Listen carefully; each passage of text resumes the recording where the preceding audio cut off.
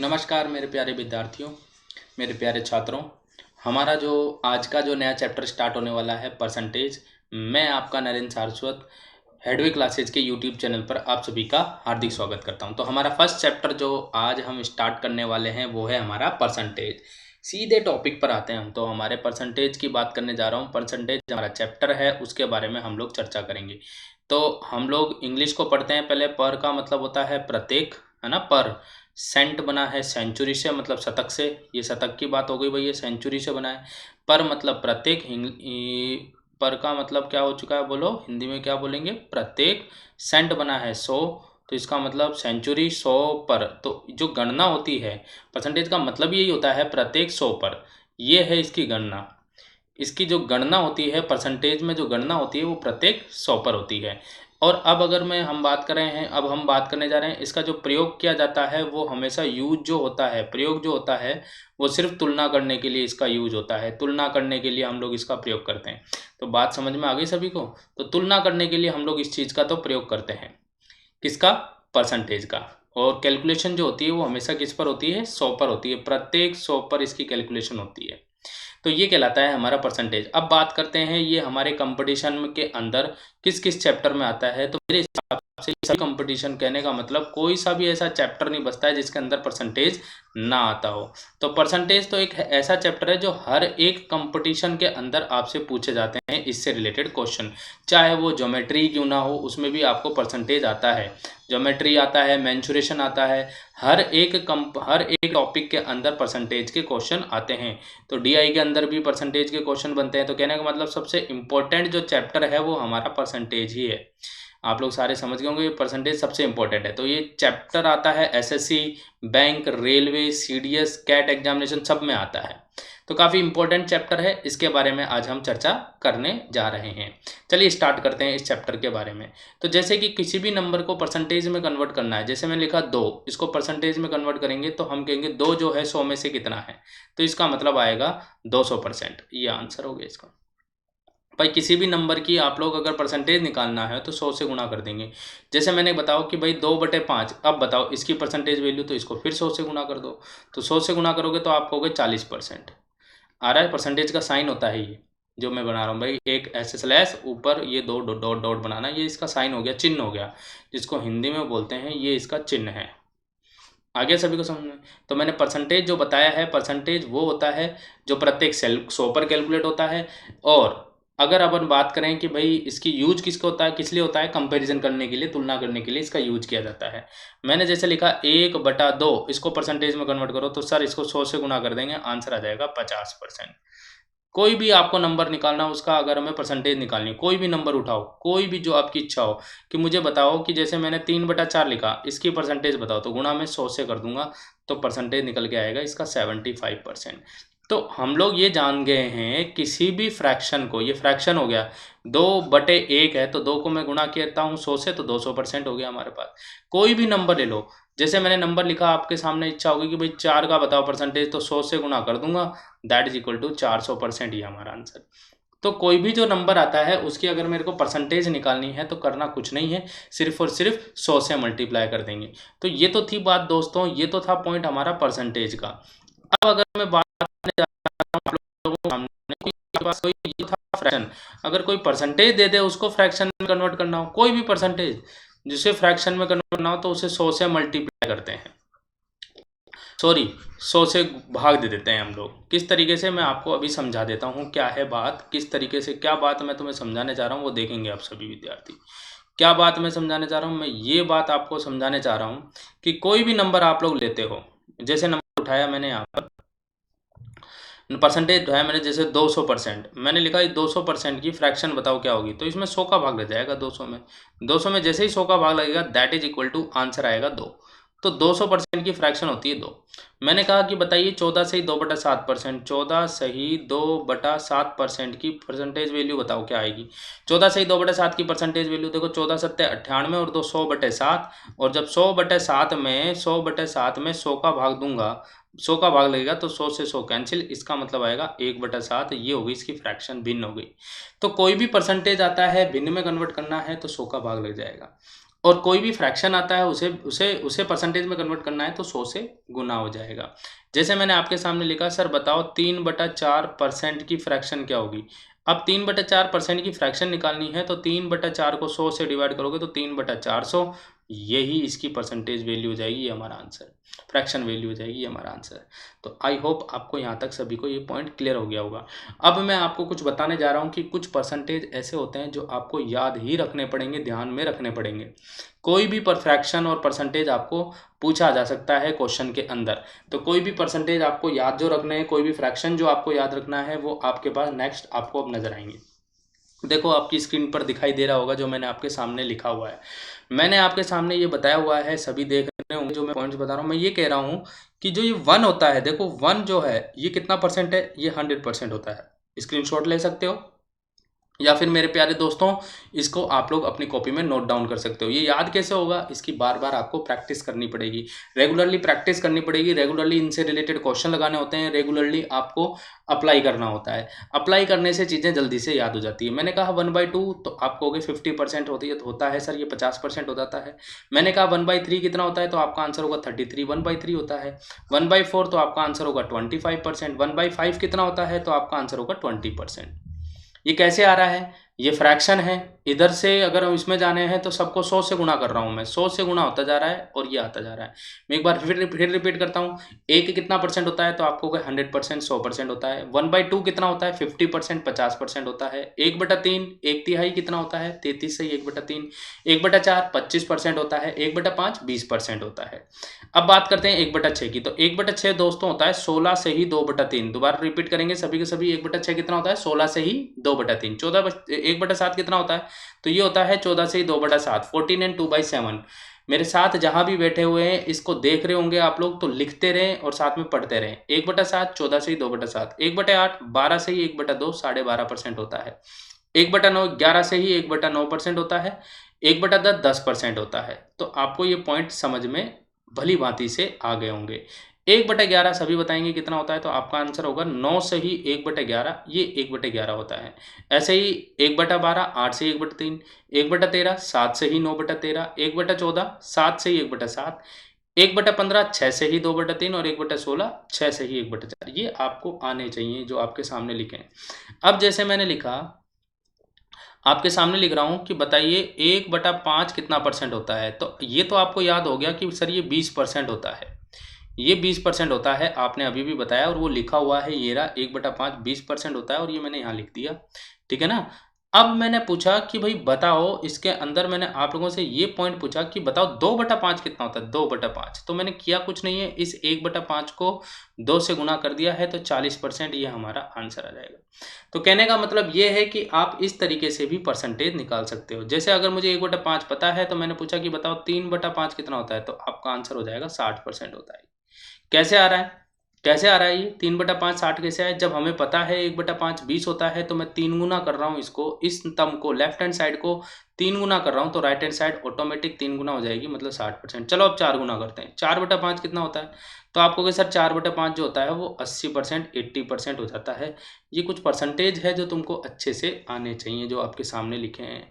ये कैसे कैलकुलेट हुए हैं, किस तरीके से आए, हम लोग सॉल्व करके बता चुका हूं मैं आपको कि भाई ये फ्रैक्शन को परसेंटेज में कन्वर्ट किया है तो 100 से गुना किया है, और ये तो याद ही होने चाहिए, सारे के सारे जो हैं जो मैंने आपको बताए ये सब के सब बेटा याद होने चाहिए।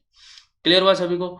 जैसे एक और मैं लेता हूं, जैसे मैंने आपसे पूछा कि बताओ 2/3, 2/3 कितना होगा, तो 2/3 मतलब 1/3 का 2 गुना है।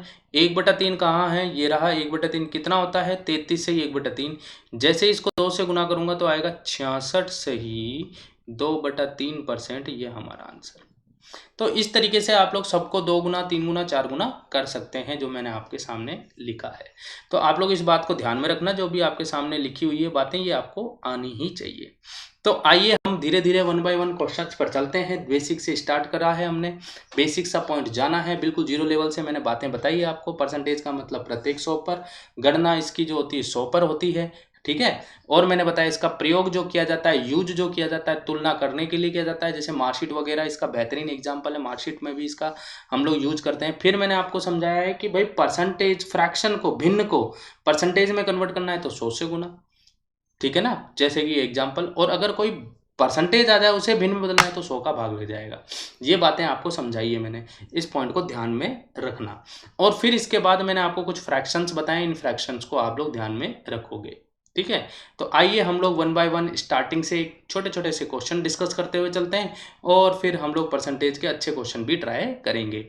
ठीक है, तो आ जाइए पहले क्वेश्चन की ओर। फर्स्ट क्वेश्चन जो आपको दिखाई दे रहा होगा स्क्रीन के ऊपर, देखो क्वेश्चन में क्या बोला गया। देखो ये तो था इंग्लिश में लिखा हुआ, मैं थोड़ा हिंदी में भी लिख देता हूँ। क्वेश्चन कुछ इस तरीके से है, 240 का आपको बताना है 33 सही 1/3%। ये आपको बताना है 33 सही 1/3। अब आपको मैंने अभी अभी बताया, समझाया कि ये जो 33 सही 1/3% होता है, इसकी भिन्न कितनी होती है। तो बिल्कुल आप लोगों का सही आंसर है। आप लोग जो भी देख रहे हो इस वीडियो को, तो मैंने कहा कि भाई 33 सही 1/3 1/3 होता है। तो देखो मेरे दोस्तों, मेरे प्यारे विद्यार्थियों, मेरे साथ जुड़ जाइए, जितना हो सकता है इसको शेयर कीजिए, शेयर कीजिए। हमारा नया चैप्टर स्टार्ट हो चुका है जिसको हम बोल रहे हैं परसेंटेज। जितने भी स्टूडेंट हैं सबके सब इस चीज़ को शेयर कीजिए, मेरे साथ जुड़ जाइए कैसे हम लोग इसको सॉल्व कर रहे हैं। तो आइए, सारे के सारे 33 से 1/3% की भिन्न होती है 1/3। तो कहने का मतलब कुछ नहीं है कि भाई इस 240 का 1/3 मतलब 3 का भाग लग जाएगा। इस क्वेश्चन का आंसर आ जाएगा 80। ऑप्शन सी, ऑप्शन सी इस क्वेश्चन का आंसर हो चुका है। आ गया सभी को समझ में?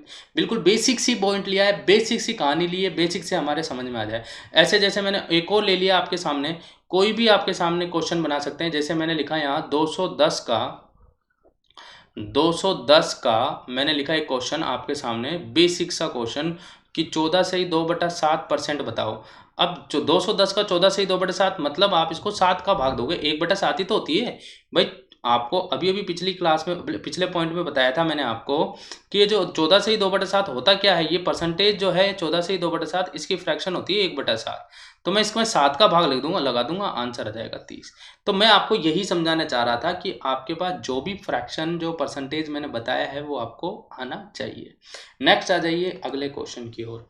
अब देखो यहाँ लिखा है 60 का कितना प्रतिशत 540 है। एक बात, और इंग्लिश में लिखा है व्हाट परसेंट ऑफ 60 इज 540। एक बात आप लोग हमेशा ध्यान रखोगे, कोई भी क्वेश्चन सॉल्व कर रहे होंगे तो आपको ये देखना है कि भाई का किसके साथ लगा हुआ है, हिंदी में तो, और इंग्लिश में देखोगे ऑफ किसके साथ लगा हुआ है। इन दोनों बातों का ध्यान में रखना है। तो जिसके साथ का लगा होगा, देखो यहाँ 60 के साथ का लगा हुआ है, इंग्लिश में भी देख लो ऑफ 60, ऑफ किसके साथ लगा हुआ है, चाहे ये कहीं भी आ रहा हो, कहीं भी लिखा आ रहा हो, बस ऑफ देखना है और हिंदी में का देखना है। जिसके साथ लगा आएगा वो तो आ जाएगा नीचे 60। कितना प्रतिशत है, कौन, 540, तो 540 आ जाएगा ऊपर। ये 540 हो गया, मल्टीप्लाई बाय 100 कर देंगे तो 60 नाम 54 होते हैं, मतलब 6 नाम 54 होते हैं, तो आंसर आएगा 900%। इस क्वेश्चन का आंसर मतलब डी ऑप्शन इस क्वेश्चन का आंसर हो जाएगा सभी को। तो मैंने क्या बात बताई, मैंने ये बताई कि जिसके साथ का लगा होगा वो नीचे, फर्स्ट वैल्यू ऊपर आ जाएगी, एंड देन हमारा आंसर, मतलब अगली जो वैल्यू बचेगी वो हमेशा नीचे आ जाएगी, एंड देन इसको सॉल्व कर लेंगे। क्लियर हो गया सब? बहुत बेसिक सा क्वेश्चन ले रहा हूं मैं, कोई ऐसा नहीं है कि कॉम्प्लिकेटेड क्वेश्चन है। ठीक है ना। नेक्स्ट अगला question, what percent is 5 gram of 1 kg। साफ लिख रहा है कि 1 अब की बार का कहाँ ऑफ कहाँ आ रहा है, ऑफ किसके साथ आ रहा है, 1 kg के साथ आ रहा है। हिंदी में देखते हैं 5 ग्राम 1 किलोग्राम का, अब की बार का किसके साथ आ रहा है, 1 किलोग्राम के साथ आ रहा है। तो जिसके साथ का आएगा वो तो नीचे आ जाएगा, मतलब 1 किलोग्राम तो नीचे आ जाएगा। चूंकि ये किलोग्राम है और हमें ये पता होना चाहिए कि 1 kg में कितने ग्राम होते हैं, तो 1 kg में होते हैं सर 1000 ग्राम। क्यों सर ये कन्वर्ट क्यों किया, क्योंकि यूनिट सेम होनी चाहिए परसेंटेज के लिए। तो मैंने इसको ग्राम में कन्वर्ट कर दिया, ये लो 1000 ग्राम तो नीचे लिख दिया, और 5 ग्राम ऊपर आ जाएगा, और ये मल्टीप्लाई बाय बेटा 100 हो जाएगा। देख पा रहे होंगे, अब 100 से 100, 5 में 10 का भाग दोगे तो आएगा 0.5%। और अगर आप लोग ऑप्शन देख पा रहे हो तो ऑप्शन बी इस क्वेश्चन का आंसर हो चुका है। तो बताओ भाषा समझ में आ रही है? तो जिसके साथ का लगा होगा वो नीचे, एंड देन अगली वैल्यू जो बचती है वो ऊपर, एंड देन सोल्व कर लेंगे। लेकिन ध्यान रहे एक बात का कि किलोग्राम है या ग्राम है, यूनिट सेम रहनी चाहिए। नेक्स्ट क्वेश्चन की ओर आते हैं। अब देखो इस क्वेश्चन को पढ़ो, y का x% किसके 20% के बराबर है, किसके 20%, इनमें से ऑप्शन में से ढूंढने को कह रहा है। y का x% मतलब y का x% का मतलब हो गया yx/100। तो निम्न में से किसके 20% के बराबर है? अगर मैं x बटे 20 का 20% निकालूंगा तो 20 से 20 कैंसिल। देखो मैं इसका 20% निकालूंगा तो देखो आप लोग सारे के सारे देखेंगे कि 20 से तो 20 कैंसिल हो जाएगा, तो x बटे 100, क्या ये x बटे 100 है क्या? नहीं, इसका मतलब पहला ऑप्शन तो हट गया। दूसरा ऑप्शन, अब मैं इसका 20% निकालूंगा तो इसका 20% जो निकल के आएगा, ध्यान से देखना सारे, 20 से 20 कैंसिल, y बटे 100, क्या ये y बटे 100 होगा? ये भी आंसर, ये ऑप्शन भी हट चुका है। अब x into Y into upon 20, तो 20 बटा 100, तो आप लोग कहोगे कि यहाँ 20 से 20 कैंसिल, तो एक्स वाई अपॉन 100, तो एक्स वाई अपॉन 100 नजर आ रहा है, तो इसका मतलब सी ऑप्शन इस क्वेश्चन का आंसर हो जाएगा। आया सभी को समझ में? इस तरीके से क्वेश्चन को हम लोग ट्राई करेंगे, मतलब किसके, मतलब निम्न में से आपको पूछने कह रहा है, तो हमारा आंसर आ जाएगा सी ऑप्शन। नेक्स्ट क्वेश्चन पर आ जाओ सारे के सारे। अब ये देखो, ये क्वेश्चन कहाँ पूछा गया है? एसएससी सीजीएल 1999 में आया हुआ है, एलडीसी 2014 में ये क्वेश्चन पूछा गया है। क्वेश्चन को ध्यानपूर्वक देखो, यदि देखो क्वेश्चन को पूरे को ध्यान से हम देख पा रहे हैं तो क्वेश्चन में क्या है, पहले मैं इंग्लिश में पढ़ देता हूँ, इस पूरे क्वेश्चन को इंग्लिश में पढ़ देते हैं। क्वेश्चन में क्या बोला जा रहा है देखेंगे सभी के सभी। क्वेश्चन में ये बोला गया है, if 8% of x is 4% of y, then 20% of x is same as. यदि x का 8% y के 4% के बराबर हो तो x का 20% निम्न में से किसके बराबर होगा? ये क्वेश्चन पूछा है कि भाई y के 10% के, y के 16% के, y के 80% के और y के 40% के।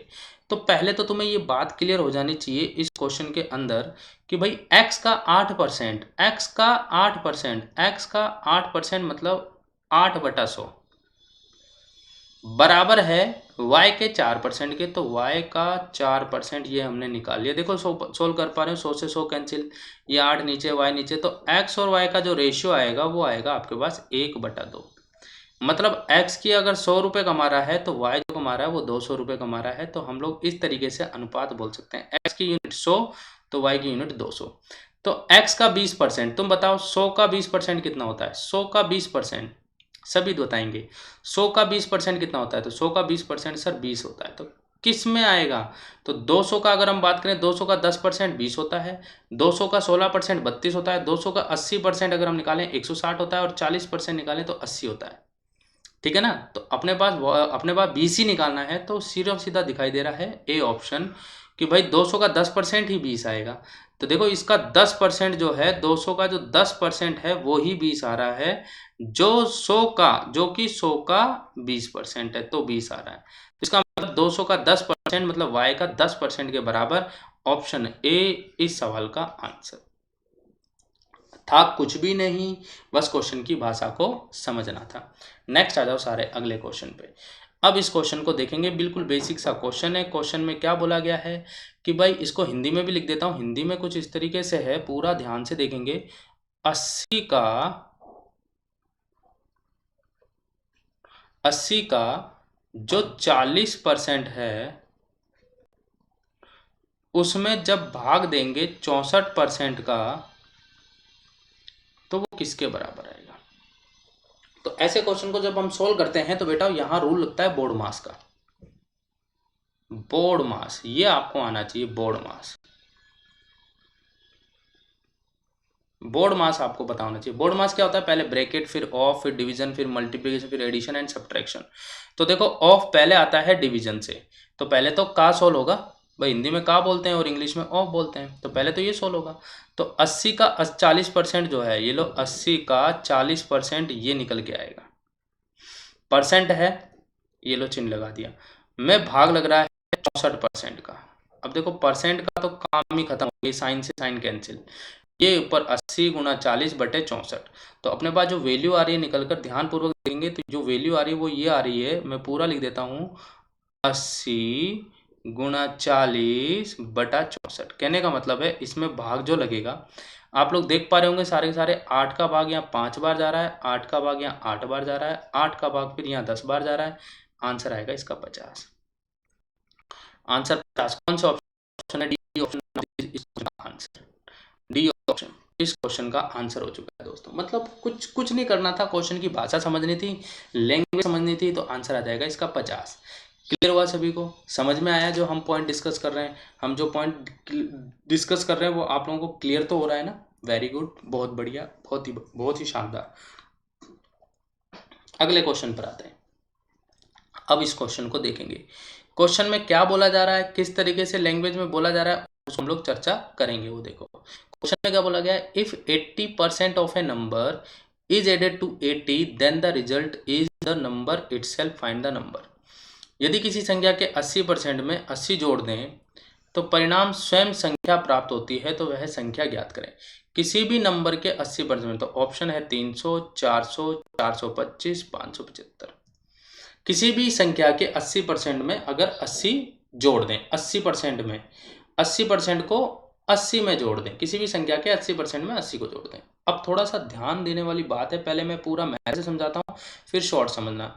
कोई भी संख्या मान ले, x ले लो, तो x का 80% जो निकलेगा ये आ गया, x का 80% जो आया, ये 80% को 80 में जोड़ दें, ये लो 80 में जोड़ दिया, तो परिणाम जो निकल के आएगा वो संख्या मतलब x ही निकल के आएगी। माना वह संख्या x, एंड देन हम लोग सोल्व करेंगे। अब ये टर्म उधर जाएगी तो बराबर हो जाएगा 80, बराबर हो जाएगा इस x में से माइनस होगा x का 80%, बिल्कुल इस तरीके से माइनस हो जाएगा। अब आप लोगों से मेरा सवाल ये है, यहाँ पर ये बताएं सभी मेरे प्यारे विद्यार्थियों, ये जब इसको सॉल्व करेंगे तो x में से x का 80% माइनस होगा तो बचेगा, इस टर्म को मैं आगे लिख रहा हूँ यहाँ पर, तो बचेगा x का 20%। ये टर्म अब यहाँ पर जा रही है, ये पूरी टर्म जो है, ये पूरी टर्म आपको दिखाई दे रही होगी, ये पूरी टर्म, इसके बाद वाला प्रोसेस मैं यहाँ पे ले आया, यहाँ पर आ गया, तो बचता है x का 20%, जो कि बराबर है किसके, जो कि बराबर है किसके, 80 के। अब इस 20 को उधर ले जाओ, 100 और 20 को उधर ले जाओ, तो x बराबर हो चुका है 80 गुना 100 बटे में 20। 20 का भाग गया यहाँ 4 बार, और 4 को जब 100 से गुना करोगे मेरे प्यारे दोस्तों तो आएगा 400। तो x वह संख्या मानी हुई है, तो इसका मतलब 400 इस क्वेश्चन का आंसर, मतलब बी ऑप्शन इस क्वेश्चन का आंसर हो चुका है। बाकी इस क्वेश्चन को और कैसे सोल्व कर सकते हैं अब ये समझना है, देखो ध्यान से। अब शॉर्ट तरीका समझेंगे, देखो यही खत्म कर दूंगा क्वेश्चन। देखो किसी भी संख्या के 80% में कितना परसेंट जोड़ूं, कितना परसेंट की बोल रहा हूं, कितना परसेंट जोड़ूं, 80% में कितना परसेंट जोड़ूं, स्वयं संख्या मतलब हर संख्या अपने आप में 100% हो जाती है कि वो 100% बन जाए, तो 80% में मात्र 20% ही तो जोड़ना बाकी रह गया है।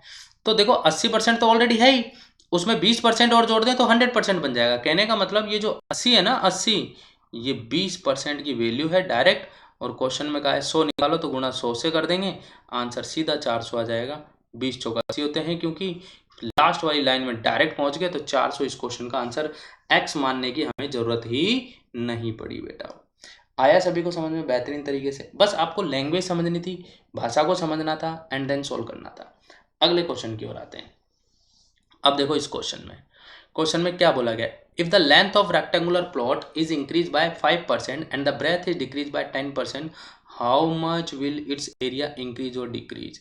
आयताकार की भूखंड की लंबाई में 5% की वृद्धि, चौड़ाई में 10% की कमी कर दी जाए तो क्षेत्रफल में कितने प्रतिशत की वृद्धि या कमी होगी। अब देखो आयत का क्षेत्रफल क्या होता है, आयत का जो क्षेत्रफल होता है वो होता है उसकी लंबाई को, जो भी उसकी लेंथ है, लंबाई को उसकी चौड़ाई से गुणा कर दें, जो भी चौड़ाई है, तो आयत का क्षेत्रफल निकल के आ जाएगा। अब आयत की लंबाई में 5% की वृद्धि हो गई, तो थोड़ा सा ध्यान देखना सारे के सारे। 5% की भिन्न कितनी होती है, अब मैं वो चर्चा करूंगा। सर 5% की भिन्न होती है 5/100, 5/100 को हम बोलते हैं 1/20, 5 एकम 5, 5 दूनी 10, मतलब 1/20, ये 5% की भिन्न है, ठीक है ना। तो अब मैं कुछ इस तरीके से लिखूंगा, क्वेश्चन को सोल्व करने जा रहा हूं मैं। यहाँ पर सभी देखेंगे मेरे प्यारे दोस्तों क्या करेंगे, आयत की लंबाई के बारे में बात करने जा रहा हूं, लेंथ के। तो लेंथ पहले 20 थी, 20 से 1 इंक्रीज होके 21 हो गई, क्योंकि वृद्धि हो रही है यहाँ, 5% की वृद्धि, मतलब लंबाई पहले 20 थी, 20 से 1 बढ़ गई। पहले थी 20, ये थी पहले, ये पहले थी कौन सी 20, और अब ये वृद्धि, ये वृद्धि हुई है। तो पहले जो थी वो थी 20, 20 21 बढ़ के हो गई आपके पास आयत की लंबाई। अब मैं कहने जा रहा हूँ 10% की कमी। 10% की भिन्न क्या होती है? 10% की भिन्न होती है 1/10। अब चौड़ाई की बात करते हैं। चौड़ाई पहले थी 10, पहले कितनी थी? 10। अब एक कम हो गई, तो एक कम होके मतलब अब चौड़ाई हो गई है 9। तो इसका मतलब पहले एरिया कितना था? लंबाई को चौड़ाई से गुणा ही तो करना है, तो पहले तो एरिया था 200, अब हो चुका है 21 9 189, मतलब 189। ये हमारे पास हो चुका है। आ रहा है सभी को समझ? पहले कितना था भाई? एरिया 200, तो 200 से हो चुका है 189। बताओ कितने की कमी हुई? तो आप लोग कहोगे कमी हो गई यहाँ तो, अरे पहले 200 था अब 189 हो चुका है, तो 11 की कमी हो चुकी है। तो मैं कहूँगा 11 की जो कमी हुई है वो हुई किस पर है? पहले वाले पर 200 पर हुई है। कितना परसेंट गुणा में 100, तो 11/2% आंसर। 11/2% का मतलब होता है 5.5। 5 दूनी 10, 5 दूनी 2 पंजे 10, 2 पंजे 10, 5.5% की आयत के क्षेत्रफल में कमी हो जाएगी। मतलब कौन सा ऑप्शन हो जाएगा? 5.5% की कमी। बी ऑप्शन, बी ऑप्शन इस क्वेश्चन का आंसर हो चुका है। इस तरीके से इस क्वेश्चन को सॉल्व कर सकते हैं। अरे भाषा क्लियर हुई क्या सभी को जो मैंने बताया है? इस तरीके से क्वेश्चन को सॉल्व किया जा सकता है। ध्यान में रखना, ये क्वेश्चन को इसका स्क्रीनशॉट ले सकते हो, आपके सामने लिखाई दे रहा होगा। बाकी मैं अब इस क्वेश्चन को एक और तरीके से सॉल्व करना चाहूंगा, वो एक का तो ये हो, आप उसको इस तरीके से सॉल्व कर सकते हो जो मैंने अभी बताया। अब मैं एक और तरीका आपको बताने जा रहा हूँ कैसे हम लोग सॉल्व करेंगे। एक और तरीका क्या है इस क्वेश्चन को सॉल्व करने का? सेकंड मेथड जो आपको बताने जा रहा हूँ सॉल्व करने का, वो भी देखेंगे। सेकंड मेथड क्या है? देखो, क्वेश्चन कुछ इस तरीके से था कि भाई आयत की लंबाई में 5% की वृद्धि हो रही है। लंबाई में 5% की वृद्धि, ये लो 5% की वृद्धि तो लंबाई में हो गई, ठीक है ना? वृद्धि हुई है 5% की। और चौड़ाई में 10% की कमी, 10% की कमी हुई है चौड़ाई में, ये 10% की कमी हुई है। अब थोड़ा समझना इस चीज को, पहले 5% की वृद्धि फिर 10% की कमी।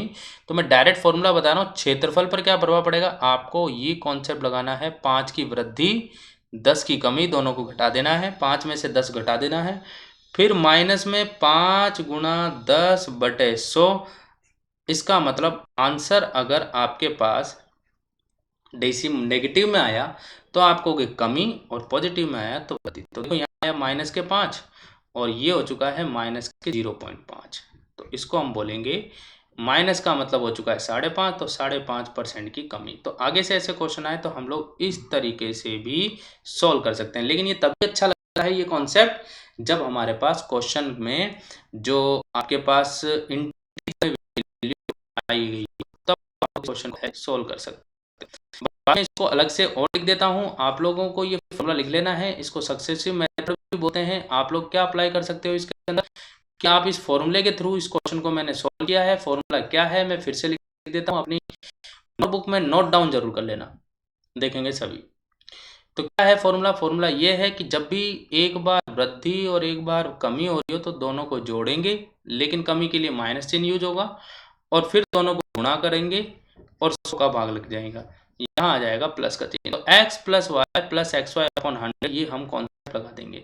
इसको बोलते हैं successive method. x + y + xy upon 100 इस तरीके से सोल्व कर देंगे। अब जैसे मेरे पास एक और क्वेश्चन आया, आपके सामने लिखने जा रहा हूं। L का मतलब लंबाई, लंबाई में 20% की वृद्धि, ऊपर तीर का निकाल रहा हूं निशान, मतलब वृद्धि, और B को रिप्रेजेंट कर रहा हूं चौड़ाई को, चौड़ाई में 10% की कमी, इसका तीर का निशान मैं नीचे लगा रहा हूं, तो मतलब कमी। तो क्वेश्चन पूछा है क्षेत्रफल पर क्या प्रभाव पड़ेगा? क्षेत्रफल पड़ेगा। तो अब आप इसको कैसे सॉल्व करोगे? देखो, क्षेत्रफल पर प्रभाव पड़ेगा, अभी अभी बताया मैंने। आप कहोगे कि भाई 20 और 10 को जोड़ोगे, चूंकि एक पॉजिटिव और एक नेगेटिव, तो यहाँ माइनस आ जाएगा। फिर ये माइनस तो आएगा ही, क्योंकि एक पॉजिटिव एक नेगेटिव, 20 माइनस गुणा 10/100। और आप लोग देख रहे होंगे कि 100 से तो 100 कैंसिल आउट, यहाँ तो बचा 2 और यहाँ बचा है आपके पास 8। तो आंसर आएगा 8% की वृद्धि, यहाँ वृद्धि हो जाएगी, ये हमारा आंसर। तो पॉइंट क्लियर हुआ सभी को? एक छोटा सा एग्जांपल के थ्रू मैंने इसको समझाने का प्रयास किया है पॉइंट को।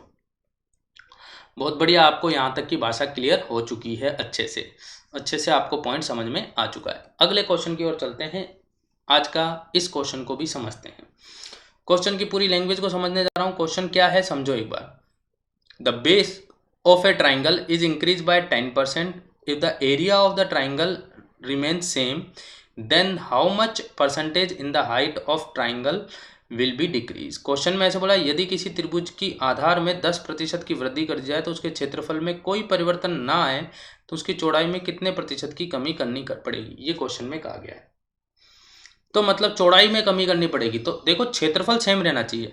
तो आयत का क्षेत्रफल क्या होता है, सॉरी त्रिभुज का क्षेत्रफल होता है 1/2 आधार गुणा ऊंचाई। मैं फिर बोलने जा रहा हूँ, 1/2 आधार मतलब बेस इंटू हाइट, ये फॉर्मूला होता है इसका एरिया। तो 1/2 तो कांस्टेंट है, बार बार यही आएगा, तो इसको तो हटा दो, मतलब बेस इंटू हाइट इसका एरिया हो गया, यूं समझो आप। तो आपसे कहा है कि क्षेत्रफल समान रहे। पहले तो मैं बात करता हूं 10% की भिन्न क्या होती है ये बताओ। 10% की भिन्न होती है सर 1/10। तो 1/10 का मतलब कि पहले जो आधार था वो था 10, अब जो आधार है वो है 11। पहले आधार था 10, ये था पहले आधार, आधार लिख दिया ऊपर। आधार जो था पहले वो था 10 और अब कितना है आधार, वो है 11। क्वेश्चन में कहा है तो उसके क्षेत्रफल में कोई परिवर्तन, क्षेत्रफल जो पहले था वही अब होना चाहिए, तो उसकी ऊंचाई में कितने प्रतिशत की कमी करनी पड़ेगी। तो इसका मतलब कोई ऐसा क्षेत्रफल मानना पड़ेगा जिसमें 10 का भाग जाता हो और 11 का भाग जाता हो। तो मतलब एरिया जो मान लिया वो मैंने 110 मान लिया।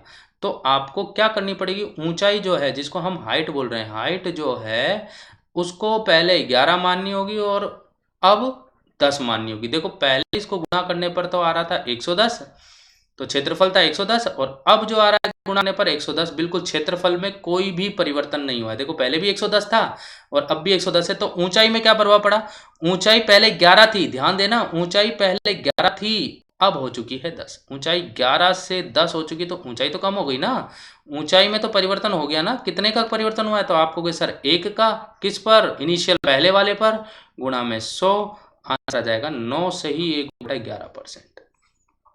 मैं फिर बोलने जा रहा हूं 9 से ही 1/11, ऑप्शन डी। ऑप्शन डी इस क्वेश्चन का आंसर हो चुका है, ये आंसर। तो आगे से कभी ऐसा क्वेश्चन आए ना, आपको करना कुछ नहीं है, बस उल्टा कर देना है आपको। जैसे मैंने कहा 10% की भिन्न, आप कहोगे कि भाई आपके पास आधार 10 से 11, ये आधार है तो 11 से 10 ऊंचाई हो जाएगी, बस सिंपल सा उल्टा लिख देना है। ऊपर वाला ये आधार हो गया, ये आधार है और ये हो चुकी है ऊंचाई, ये ऊंचाई हो जाएगी।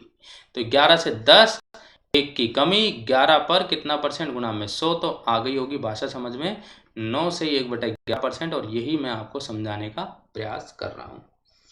तो आई होप आपको आज की क्लास में, आज के पॉइंट में जो भी मैंने आपको समझाया है वो आपको क्लियर हुआ होगा। Wish you very all the best. Thank you, नमस्कार।